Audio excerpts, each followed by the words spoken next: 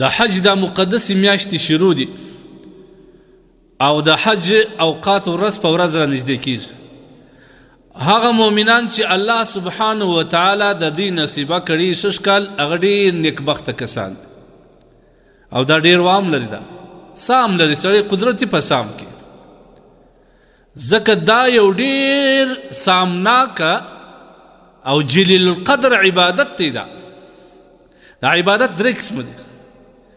یو هغه عبادت دی چې یوازې د بدن سره تعلق لري، لکه لمونځ موږ کوو، روژه نیسو، دا یوازې د بدن سره تعلق لري.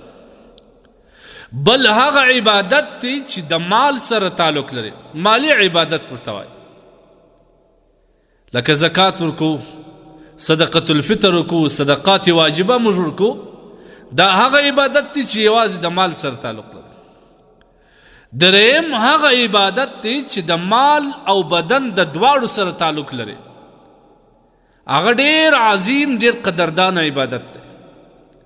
نیکبخته دي هغه کسان چې د هغوی نصیبه الله سبحانه وتعالی کړي، او هغه کسان چې الله سبحانه وتعالی توان او طاقت نه ورکړي، یا توان لري وس لري خو الله یې نصیب نه کړي، ترتیب یې نه برابرېږي، هغه د الله سبحانه وتعالی څخه باید خواست وکړي، ځکه دا ډېر مقدس عبادت دی. او د دا عبادت موسم ورځ سره رابلې را نږدې کېږي، نو یو څو مسلسل بیانات به پر دې باندې کوو. قرآن کې الله سبحانه وتعالی فرمایي ولله علی الناس حج البیت من استطاع الیه سبیلا. الله د رضا دپاره د بیت الله شریف حج کول، زیارت ته تلل، د حج په موسم کې افعال د حج ادا کول د الله سبحانه وتعالی دپاره پر هغه کسانو باندې الله سبحانه وتعالی لازم کړي دي څوک توان او طاقت لري. او دا د اسلام د مهمو ارکانو څخه یو اړین او مهم رکن دی.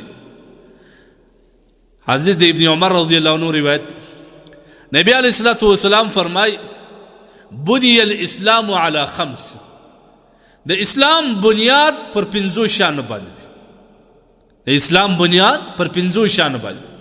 د دې اسلام مشابهت الله سبحانه وتعالی د یو بنیاد یا خاص کر د یو خیمه سره ورکړل.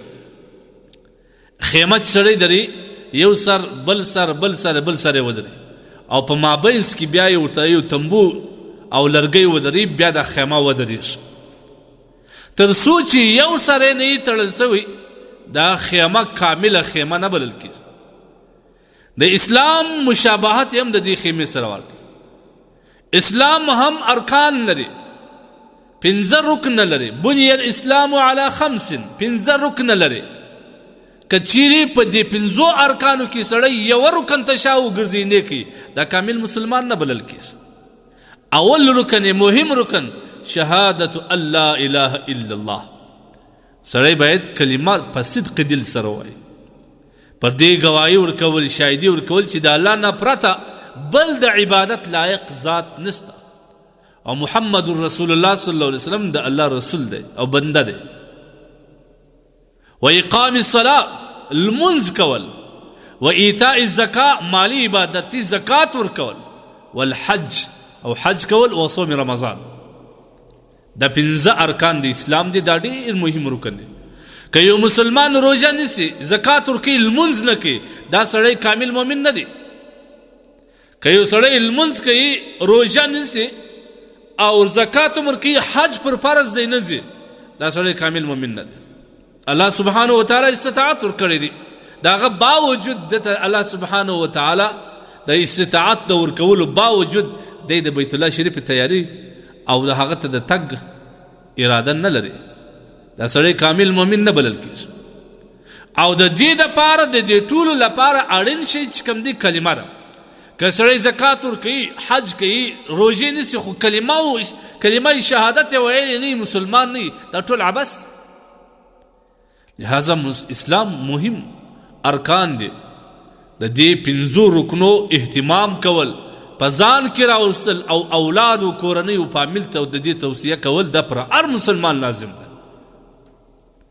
لہذا کوم مسلمانان ته الله سبحانه وتعالی توان ورکړي، حج ډېر فضیلت لري، ډیر زیات فضیلت لري حج. کوم مسلمانان ته چې الله سبحانه وتعالی توان ورکړي هغه باید ضرور د حج دپاره ځان اماده کړي. مرګ په باور نه دی. دا بعض کسان ته شیطان ډیر دوکه ورکوي. اوس لا ځوان یې ته ولې چې لږ پوخ سي سپین ږیری سي بیا به ولاړ سي اوس بیا ګناه رسه کېږي حج دې خرابېږي. دا خو لوی انسان په لوی لاس باندې شیطان ته دعوت ورکوي چې زه ځوان یم ستا سره مکمل ولاړ یم او ستا فرمانبرداري کوم چې ته ما پر کومه خوا بیایې زه هغه خوا لره ځم. دغه انسان چې کوم دی دا په ډېر لوی دوکه کې دی. تاسو نه دي لیدلي ځوانان مړه سوي دي بیا د نن زمانې مرګونه سړی ورته حیران سي په ټکر کې جلا مړ او ماښام پروت وي سهار راپورته کېږي په ځای کې بیده او مړ رقم دا باندې د زړه حمله راله د شوګر د وجې مړ شو د دې پښتورګي کار پرېښود. ته څومره باور لرې د یوې ورځې اطمینان ماته راکړه چې زه ژوندی یم. د یوې ورځې ته د کلو اطمینان څنګه ځان ته ورکوې؟ ته د کلو اطمینان څنګه لرې؟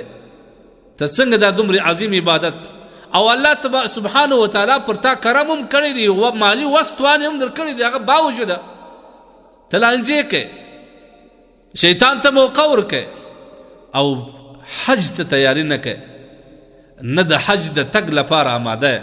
دا یو لویه بدبختي ده. دا قسمت د الله سبحانه وتعالی د لوري دی یو چای لیکن باید انسان په نیکبخت انسانانو کې ځان حساب کړي. د الله څخه وغواړي چې خدای ته ماته توفیق راکړه چې زه حج وکړم.